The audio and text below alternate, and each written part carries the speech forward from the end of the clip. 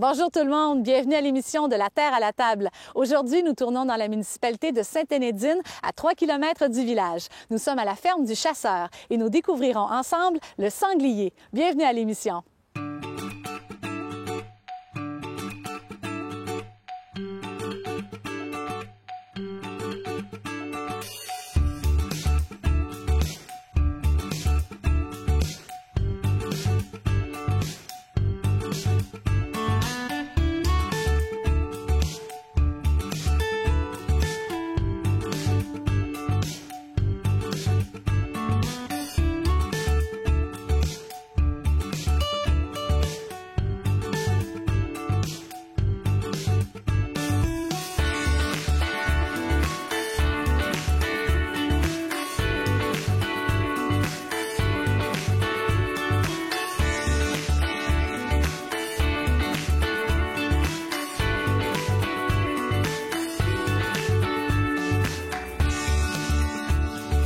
Avec M. Boutin, on va parler justement de l'histoire de la ferme du chasseur. M. Boutin, la ferme du chasseur, ça fait combien de temps que ça existe? 32 ans maintenant. On a débuté en 1982. Quelle idée vous a traversé l'esprit de créer ce bel endroit? Oh, chacun sa folie. Non, moi, j'aimais beaucoup aller à la chasse. Puis donc, je travaillais comme professionnel à la Régie d'assurance maladie. J'avais pas beaucoup de temps pour, disons, ces loisirs-là. Et mon père a vendu la ferme, qui était une ferme laitière avant. Une partie a été vendue à des voisins. L'autre partie, étant donné que ça avait toujours appartenu à la famille, j'ai désiré la conserver. C'était mon territoire de chasse quand j'étais plus jeune. Alors, disons que j'ai pris ça. Puis là, j'avais pas vraiment de vocation. Après quelques années, j'ai décidé que... Si moi, j'avais manqué de temps pour aller à la chasse, il devait y en avoir d'autres comme ça. J'ai vu que en Europe, en Afrique, vous savez, les safaris qui se font, c'est des choses comme ça ici, là. Peut-être en plus grand, mais c'est tout simplement des endroits protégés. Alors, on a décidé, en fait, d'offrir un service qui était disponible ailleurs, mais qui n'était pas au Québec, soit la chasse dans une réserve privée. OK. Là, la grandeur, la superficie que vous avez en ce moment, c'est quoi? J'ai 160 acres ici, moi. 160 acres que vous avez divisés avec des bêtes différentes. Exactement. On a un élevage de sangliers, on a un parc pour du chevreuil, c'est-à-dire j'ai 3 parcs. Où il y a des chevreuils qui vont se promener partout, sauf durant l'été, il y en a un qu'on va garder pour les chasses aux sangliers.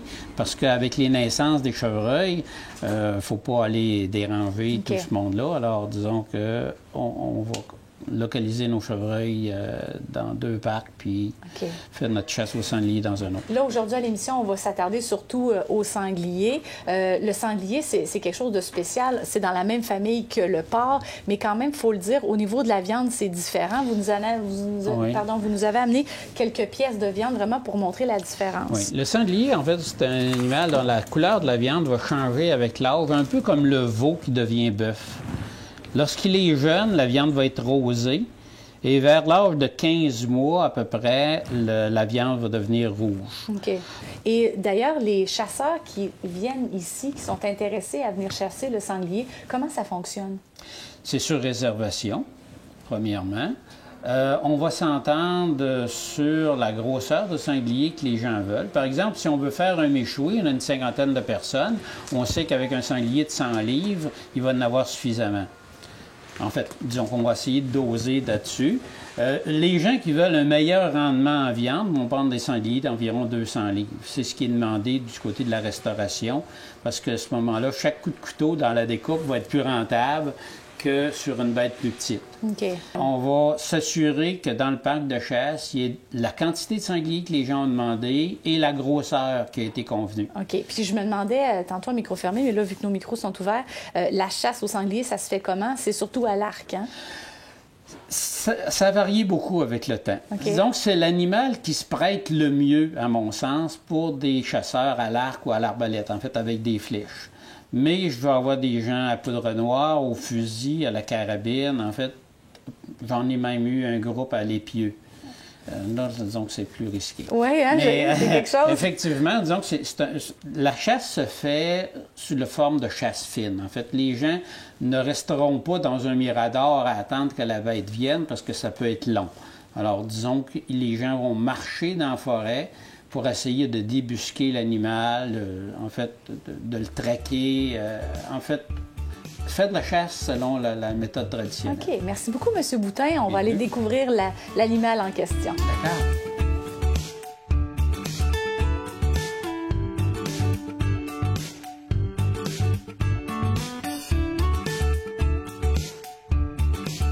On a parlé des sangliers. Maintenant, on est dans l'enclos des sangliers avec M. Boutin. La grandeur ici, en ce moment, c'est quoi? Ah, le parc d'élevage comme tel a une dizaine d'acres, en fait. C'est pour l'élevage, ça. Nous autres, étant donné que notre principale activité, c'est la chasse, ça prend un plus grand territoire. Alors, disons qu'on a une cinquantaine d'acres à part ça. Comment on a divisé les sections ici? Parce que je vois qu'il y a plus d'une section, là. Oui, il y a 5 parcs, en fait, de façon à ce qu'on puisse avoir 2 lignées de sangliers pour éviter la consanguinité. Alors, des femelles qui vont être avec un mâle non apparenté et les petits de ça vont être avec un autre mâle qui vient d'une autre famille. En fait, alors on a 2 parcs où on a des adultes, on pourrait dire. Un autre parc où on va avoir des ados, si on veut dire. Puis des parcs pour des plus petits. Alors, de cette façon-là, on peut placer les bestioles de même grosseur, pas mal ensemble, ce qui va favoriser tout simplement une saine concurrence. Parce que s'il y a des gros avec des petits, ben le gros mange sa bouffe, plus celle-là du petit, puis le petit vient jamais gros. Voilà. Alors, disons que c'est le principe. OK. Combien on a de bêtes aujourd'hui, là, sur place? Ici, environ 200 actuellement. Les bébés sont inclus là-dedans? Les bébés sont inclus là-dedans, oui. OK. Alors, il y a 200 bêtes ici qui sont divisées comme on vient de l'expliquer. Je vois qu'il y a des couleurs différentes. Oui. Il y a une raison à ça?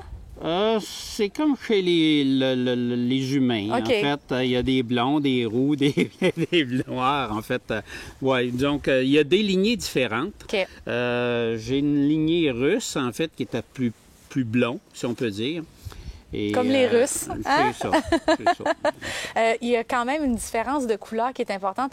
Quand on parle du petit du sanglier, ça s'appelle un marcassin. Ils ont des barres, ils ont des stries, en fait, sur le pelage. C'est leur système de camouflage.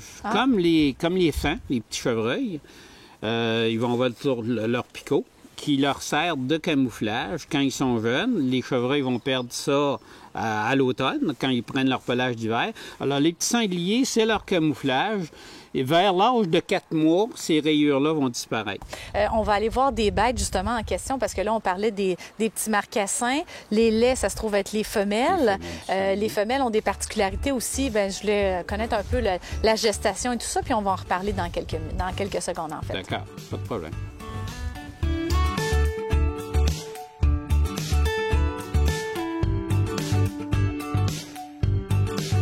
Monsieur Boutin, on disait tout à l'heure que la gestation, c'est 4 mois.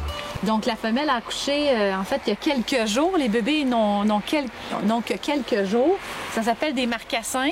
Et ils vont rester avec leur mère pendant combien de temps dans cet enclos? Entre 6 et 8 semaines. C'est ça. Entre Okay. 6 et 8 semaines. En fait, Elle est couchée, là. Ouais. En fait, quand on vient donner la nourriture, c'est l'occasion où les sangliers vont sortir de la forêt pour venir au lunch. La motivation est là. Oui. Alors, disons que c'est à ce moment-là qu'on va avoir l'occasion d'observer l'évolution de la grossesse, si on peut dire, et de la gestation. Et puis, disons, quand à l'œil, on s'imagine que c'est à la veille, je me sers de ces maternités-là. Ça, c'est pour l'isoler. De cette façon-là, ça nous permet de contrôler, de savoir si cette femelle-là a une bonne production ou pas. Parce que si elle reste dans le troupeau, habituellement, une femelle qui est pour mettre bas, elle va mettre tout le monde dehors puis prendre la place. OK. Sauf que c'est pas tout le monde, disons, qui fait ça. Et il y a des risques que les petits soient mangés par d'autres ou parce que c'est omnivore, en fait, de sanglier. Okay. Et puis, ou encore qu'ils soient écrasés ou des choses de même. Alors, en l'isolant, on protège les petits, on a un meilleur contrôle, autrement dit. Justement, la portée en moyenne, une lait comme ça peut avoir combien de bébés? Une lait moyenne, ça va être entre 5 et 8. Entre 5 et 8 petits. La première mise bas peut être de 3 ou 2 même. Normal, on s'inquiète pas. Ou on s'inquiète pas.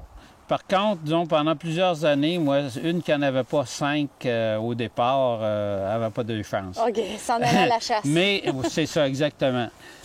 Disons que ça permet on apprend avec le cours de l'année, là, avec le cours du travail, tout ça.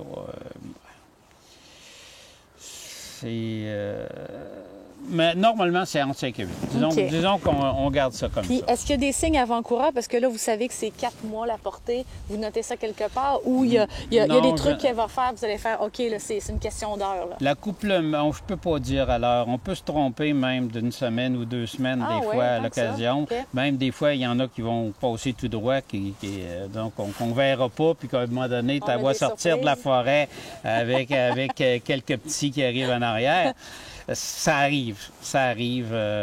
Disons que, étant donné le type d'élevage qu'on a ici, qui est en pleine nature, disons qu'on est sujet à ce genre d'erreur-là, en fait, si on peut dire.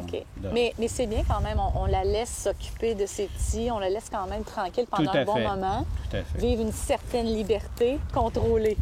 Oui, bien, c'est ça. Disons qu'ils sont en liberté surveillée, ça veut dire, mais en fait, dans le fond, ils ont tout le confort qu'ils pourraient avoir en pleine nature sans avoir à chercher leur nourriture. Leur nourriture est assurée. Bien, justement, qu'est-ce qu'ils mangent? Un sanglier, c'est omnivore. Alors, ça va manger de la viande s'il y a l'occasion. La seule chose qu'il n'aime pas, c'est les agrumes. Vous avez fait des essais? Oui. Vous attendrez la viande? Même si on met des citrons là, disons qu'ils sont pas friands de ça. Mais, en fait, c'est une alimentation qui se rapproche beaucoup de celle-là du porc. Il y a eu tellement de travaux faits pour la nourriture du porc, comme c'est apparenté. Sauf que ça prend plus de fibres. C'est un animal dont la croissance, comme je disais tout à l'heure, en fait, est beaucoup moins rapide que le porc. Le transit digestif n'est pas de la même longueur, tout le tralala. En fait, de toute façon, ça prend plus de fibres que le porc. C'est la principale différence. D'accord. Donc, c'est bon, si l'animal vient qu'à nous charger, c'est pas parce qu'il veut nous manger, c'est juste parce qu'il veut défendre son territoire ou défendre quelque chose. En fait, c'est justement, c'est un peu comme un ours, en fait. C'est un animal qui cherche la paix. S'il est dérangé, bien, disons que c'est sa façon de dire qu'il n'est pas d'accord. OK, c'est bon. Hey, on va essayer de s'approcher d'un mâle parce que je veux voir ça. Moi, les canines sorties, là, ça m'intrigue. On va essayer. Espérons qu'il y en a qui vont collaborer. Je roule en même temps, Karine. Okay. Oh, regarde, il y a une maman qui fait dodo en ce moment encore. Il y a des petits qui sont en arrière. Bonjour. C'est sociable quand même, ils viennent nous voir, puis ils sortent le groin, puis on peut les flatter ou bien pas? Non. Donc, ce qui arrive, c'est qu'ils ne feront pas nécessairement la différence entre votre gentillesse et puis d'accord. Quelque chose à manger. OK, fait que si j'ai quelque chose, OK. Si vous tenez à vos doigts, gardez-la de l'autre côté de la clôture. Normalement, à cette période-ci, les accouplements sont faits. On a plusieurs naissances qui sont arrivées, mais ceux qui ont eu leur bébé tard l'automne dernier, bien, elles sont prêtes, ça va venir plus tard. Ça a des tout petits yeux. Hein? Une des forces du sanglier, ça doit pas être le regard, hein? Ça se peut-tu? Exactement. C'est l'oreille surtout. OK. C'est surtout l'oreille, disons, qui sont très, très, très forts sur Louis. OK. J'ai comme tellement envie de mettre ma main, mais là, vous m'avez dit pas la mettre, fait que je la mettrai pas. Faites pas ça. Je tiens à vos doigts. Ben, moi aussi, c'est un bon outil de travail.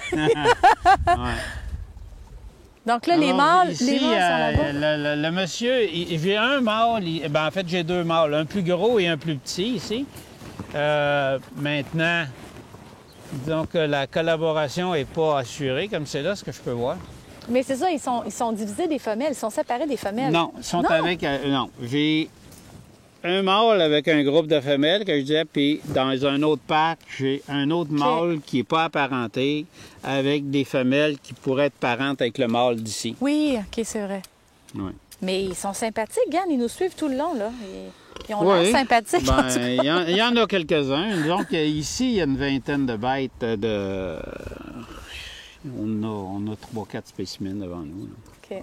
Mais là, pour ce qui est de la chasse, est-ce que c'est de la femelle autant que du mâle que les clients peuvent abattre ici? Oui. On fait pas de différence? Ben, c'est-à-dire que je vais sélectionner... je vais essayer de garder toujours comme... c'est des principes d'élevage. Là, essayer de garder les plus belles femelles pour la reproduction. Et les autres vont être envoyés pour la chasse. OK. Puis le réflexe du sanglier à la base, c'est de se sauver, c'est de se cacher. Le sanglier va avoir tendance à se sauver. Maintenant, s'il se rend compte qu'il se fait rattraper ou quelque chose, à ce moment-là, il va se cacher. OK. Il va se cacher et très bien caché. Ah oui. Donc, un chasseur qui vient ici, il tue pas sa bête en criant ciseaux, là. Il a du fil à retordre quand même, là. Vous savez, à la chasse, j'ai appris une chose, on sait à quelle heure on commence. La fin, on la sait après. J'ai des clients qui, une année, sont venus et qui avaient réussi à abattre leur sanglier au bout de 10 minutes. Oh! Ils l'ont mangé en méchoui, étaient heureux, etc. On répète l'expérience. L'année suivante, ils arrivent ici vers 10 heures. J'ai dit, avez-vous du lunch, les gars? Ils disent, non, midi, on va être partis. Ils ont chassé 4 jours. Oh mon Dieu! 4 jours. Après la première journée, ils ont amené des amis, ils étaient 6. Mais le sanglier collaborait pas, disons. Vous savez, c'est comme chasser d'autres sortes de gibier. Okay. On n'est pas sur un terrain de football, disons qu'il y en a plusieurs, puis on est en forêt. L'animal, donc, a de la place pour courir, de la place pour se cacher, de la place pour se sauver. Donc, celui-là qui vient ici pour faire son épicerie peut avoir à trouver la bonne rangée pendant longtemps. Puis d'autres fois, chercher longtemps. Ouais. Mais justement, pour créer l'effet de la chasse, là, est-ce que vous faites exprès pour ne pas nourrir vos bêtes pendant un moment? Ou ils sont nourris de la même façon? Sont toujours tout est pareil? Oui. Et idéalement, en fait, disons que si l'animal ne fait a sa nourriture, mais sans voir le contact avec l'humain. C'est là que le déclic se fait. En fait, si il associe la nourriture à l'humain, il n'y aura pas peur de l'humain. D'autre part, s'il peut avoir sa nourriture sans avoir le contact avec l'humain, disons que l'humain devient un danger pour lui. OK. Le sanglier ne cherche pas le contact de l'humain, mais Non. c'est l'humain qui le nourrit. Il n'y a pas le choix d'avoir une cohabitation. La motivation. Là. La motivation. Première motivation, c'est la nourriture. OK. Ouais.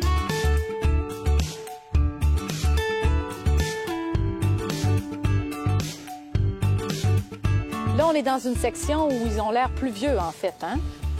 Ça, en fait, c'est des petits qui sont nés plus tard l'automne dernier. Et je les ai gardés séparés des autres. Faut aider un peu à la nature. Oui. Sans ça... alors, disons qu'il y avait 2 portées qui sont arrivées plus tard. Avec les changements climatiques, les gestations n'ont pas changé de durée, mais ils se sont déplacés dans le temps. Alors, avant, on avait, il y a 15 ans, c'était impensable d'avoir des bébés, des marcassins qui naîtraient en décembre. Mais maintenant, ça arrive. OK. Donc, vous planifiez les choses, mais si la nature fait qu'il y a une portée, on est capable de se débrouiller. Oui, bien, c'est ça. Disons que c'est l'avantage en élevage. En fait, dans la nature, si ça se produit habituellement, c'est que les petits vont tous mourir. Tandis que, disons, dans un élevage, bien, on peut leur aider. Ça nous permet, avec le sanglier, d'avoir 2 portées par année. Si on va les sevrer, disons à peu près à l'âge de 6 à 8 semaines, dans cet ordre-là, séparer les petits de leur mère. À ce moment-là, la femelle revient en chaleur, puis nous autres, simplement, une fois qu'elle est sevrée, on la retourne avec des mâles. C'est reparti. Et c'est reparti, on continue la production. OK. Les mâles, est-ce que vous les divisez des femelles ou là, comme là, ils sont assez jeunes pour être tout mélangés puis ça ne dérange pas? En fait, tous les petits mâles ici sont castrés, à l'exception de ceux-là qu'on va garder pour, disons, des commandes de personnes qui veulent démarrer des élevages ou pour une relève éventuelle où on va les sélectionner. Mais là, les petits mâles sont tous castrés, ce qui veut dire qu'on peut les laisser avec les femelles, il n'y aura pas de problème de consanguinité, la qualité de la viande va être bonne pour tous les consommateurs. Ouais. Super. Et là, on est dans la boue en ce moment. L'animal se promène. C'est quand même un bon animal à avoir. Il n'a pas trop l'air fragile si on le compare au porc, par exemple, où ça lui prend des conditions X. C'est un animal qui est plus rustique que le porc, en fait, effectivement, bien que probablement que des porcs pourraient résister. Mais lui, en fait, de toute façon, il a son manteau de fourrure. Oui, oui. Il a son manteau de fourrure où justement le poil va devenir dru et pour la partie d'hiver, oui, c'est ça. OK. Puis les pattes aussi, on voit que... c'est un ongulé. OK. C'est un ongulé, en fait. C'est les mêmes pattes que le porc, en fait. Vous n'avez pas besoin de les tailler? Non. Ça se fait de façon naturelle puisqu'on se promène justement dans ces conditions-là. Alors, OK, il n'y a pas de repousse ou quoi que ce soit. Tout se fait naturellement. Si on compare au porc, en fait, parce que c'est l'animal qui est le plus près, on va constater une chose, c'est que la croissance est beaucoup plus lente. Un porc à 5 mois va peser 200 livres, alors que un sanglier à 5 mois va peser à peu près 70 livres. OK. Là, on n'est pas près de vos gros mâles, là, mais là, vous en avez. Ils sont au loin? Ils sont avec les femelles de reproduction, en fait. Ici, c'est un groupe d'adolescents, on pourrait dire, là, en fait, après le sevrage et un peu plus, jusqu'à la grosseur où on va les faire chasser ou les vendre pour la consommation. Oui, c'est vrai, parce que c'est quelque chose de particulier ici à la ferme. Là, on parlait de pelage, on parlait de pattes. Moi, je veux parler des dents. Parce qu'à un moment donné, ce sont les mâles qui développent des canines. C'est quoi? C'est seulement les mâles qui ont des dents. Il y en a plusieurs qui parlent de cornes, là, mais il n'y a pas de cornes là-dedans. C'est les dents, c'est les canines. Comme chez le porc, en fait, c'est les canines qui poussent. Ça lui sert de défense, en fait, ou d'attaque, mais c'est surtout ça. C'est pas des lions, là, disons, qui vont attaquer. Il va se défendre, par exemple, l'animal. OK, donc c'est juste les mâles? C'est seulement les mâles et ça prend environ 2 ans et demi minimum avant que ces canines-là soient rendues environ à 4-5 cm, là, qui soient suffisamment longues pour qu'on puisse les voir à côté des babines, si on peut dire. OK, donc c'est un peu comme le phacochère. C'est la même famille. C'est de la même famille, donc c'est pas des bois, donc ils perdent pas leurs dents, eux autres, là. Non, ils gardent tout ça jusqu'à leur mort. Et à chaque fois qu'ils se ferment la gueule, en fait, la canine supérieure, la canine inférieure vont frotter ensemble et s'affiler. Ce qui veut dire que ça garde un bon tranchant. Oui. Oui. C'est bien fait, la nature, hein? Ils ont leurs propres armes, c'est ça. Tout seul. Merci, M. Boutin. Eh bien, on apprend encore plein de choses aujourd'hui intéressantes. Merci beaucoup, M. Boutin. Merci d'avoir fait déplacer aussi les bêtes, histoire qu'on puisse voir le mâle.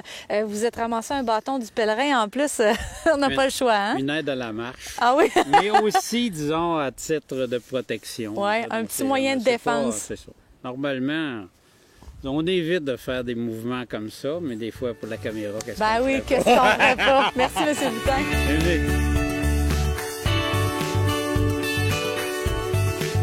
Merci tout le monde d'avoir été là. Ça a été une belle émission de La Terre à la table. J'espère que vous avez adoré découvrir, comme moi, l'animal mythique chassé par Obélix, le sanglier. Pour vous aussi chasser vos bêtes, visitez le site internet www.fermeduchasseur.com. Merci et à bientôt.